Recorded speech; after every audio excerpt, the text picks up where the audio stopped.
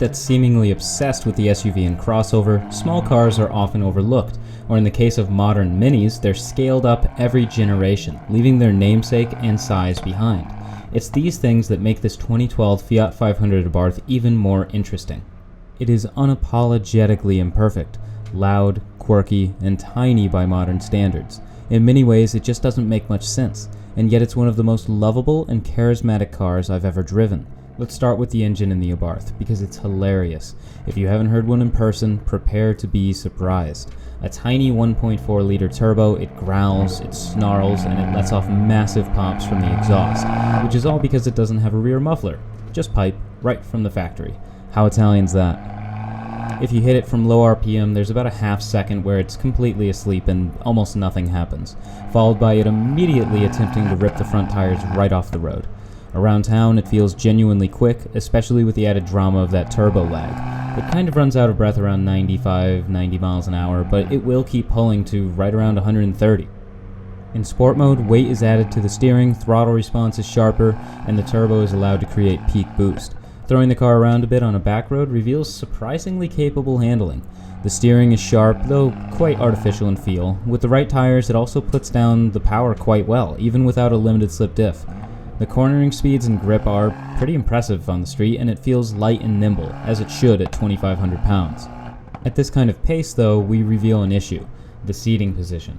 It's comically bad. At its lowest configuration, you sit so high up in the car that it feels like a little box truck.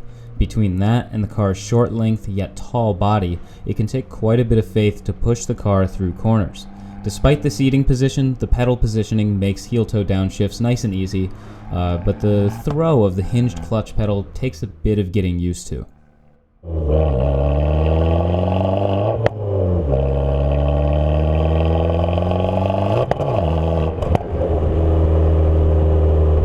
Overall, the driving experience is far from perfect and dynamically inferior to something like a Fiesta ST.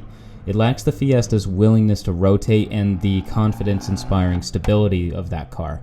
However, despite these flaws, it's an extremely fun car to drive quickly, particularly at 6 or 7 tenths, where its somewhat poor at-limit handling is hidden. The interior styling matches the car's personality, fun and quirky. The seats are comfortable with nice leather, the wheel and shifter are pleasant to use, and despite the abundance of hard plastics inside, it's still a nice place to be. Considering the car's shape, headroom is actually plentiful, and with the seats folded down, the cargo capacity becomes pretty stout. It's obviously not my first choice for long distances, but you could spend a long time in this car without feeling too squished in. Modern cars have become almost universally competent.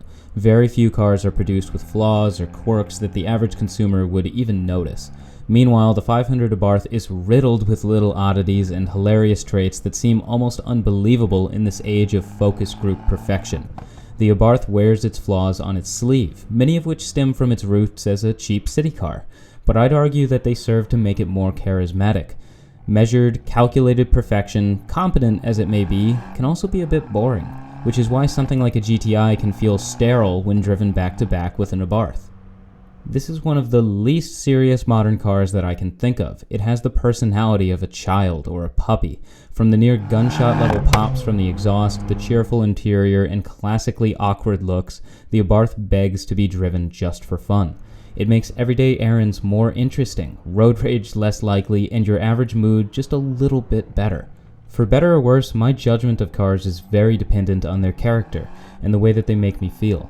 So the Abarth may be a flawed little egg that struggles in direct comparison tests, but it makes me happy.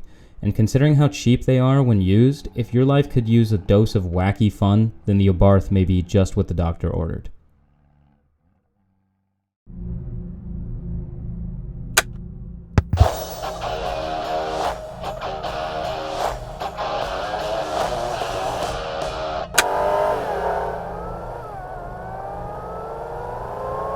Midsize sedan is the mainstay of most high-end luxury brands.